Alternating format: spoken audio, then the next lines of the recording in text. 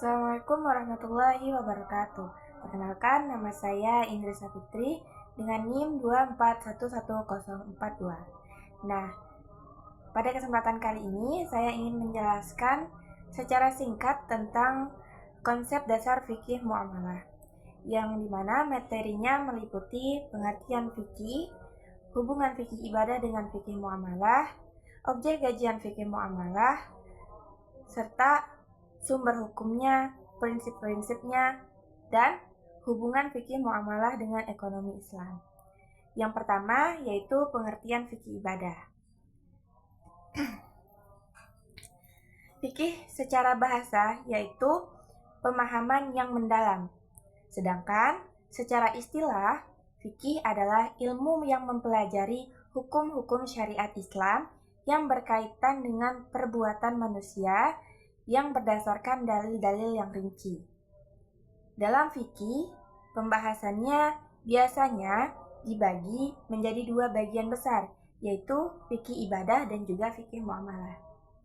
Fikih ibadah membahas hubungan manusia dengan Allah Subhanahu wa Ta'ala, seperti sholat, puasa, zakat, naik haji.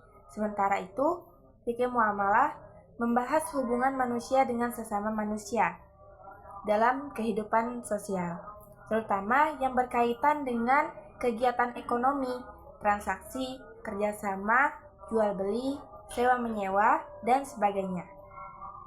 Jadi, dapat disimpulkan bahwa fikih ibadah mengantar hubungan manusia dengan Tuhan, sedangkan fikih muamalah mengatur hubungan manusia dengan manusia dalam kehidupan sehari-hari. Kedua, objek kajian dan ruang lingkup fikih muamalah. Objek kajian fikih muamalah adalah sebagai aktivitas manusia yang berkaitan dengan interaksi sosial dan ruang lingkupnya cukup luas.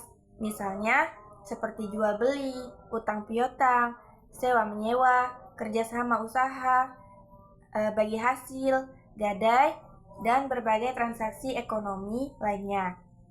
Tujuannya agar setiap kegiatan dilakukan secara adil, jujur, dan tidak merugikan pihak lain. Ketiga, sumber hukum fikih muamalah. Sumber hukum dalam fikih muamalah pada dasarnya sama dengan sumber hukum Islam secara umum. Yang pertama adalah Al-Quran, yang menjadi sumber utama hukum Islam.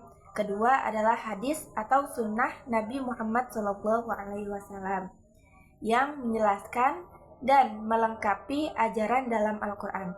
Selain itu, para ulama juga menggunakan ijma, yaitu kesepakatan para ulama, dan qiyas, yaitu penetapan hukum dengan cara menganalogikan sesuatu permasalahan baru dengan permasalahan yang sudah ada hukumnya. Keempat, yaitu prinsip-prinsip fikih muamalah. Dalam fikih muamalah terdapat beberapa prinsip penting. Di antaranya adalah prinsip keadilan, yaitu setiap transaksi harus dilakukan secara adil dan tidak merugikan pihak lain. Kemudian, prinsip kejujuran dan keterbukaan agar tidak terjadi penipuan dalam transaksi. Selain itu, ada juga prinsip keteladanan antara kedua belah pihak. Artinya, transaksi dilakukan atas dasar suka sama suka tanpa adanya paksaan sama sekali.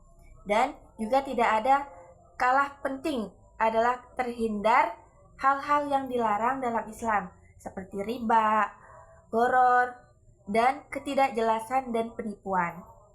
Terakhir, hubungan fikih muamalah dan ekonomi Islam. Fikih muamalah sebenarnya menjadi dasar atau landasan bagi praktik ekonomi Islam. Dan dalam ekonomi Islam, setiap aktivitas ekonomi itu harus mengikuti aturan yang sudah dijelaskan dalam fikih muamalah. Dengan demikian, kegiatan ekonomi tidak hanya bertujuan mencari keuntungan, tetapi juga harus memperhatikan nilai keadilan, nilai kejujuran, keberkahan sesuai dengan ajaran Islam. Kesimpulannya, fikih muamalah adalah bagian dari fikih yang mengatur hubungan antara manusia dalam bidang sosial dan ekonomi. Melalui fikih muamalah, umat Islam memiliki pedoman agar setiap transaksi dan kegiatan ekonomi itu dilakukan secara halal, adil, dan sesuai dengan syariat Islam. Mungkin hanya ini yang dapat saya sampaikan, kurang lebihnya saya mohon maaf. Kepada Allah saya mohon ampun. Wassalamualaikum warahmatullahi wabarakatuh.